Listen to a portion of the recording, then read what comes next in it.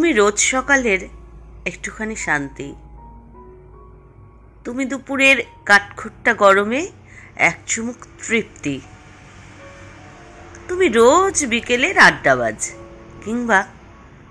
গল্প পড়ুয়াদের একমুঠো শক্তি, তুমি রোজ সন্ধ্যের মাথার ধরায় এক ফোঁটা ঔষধি, তুমি রোজ রাতে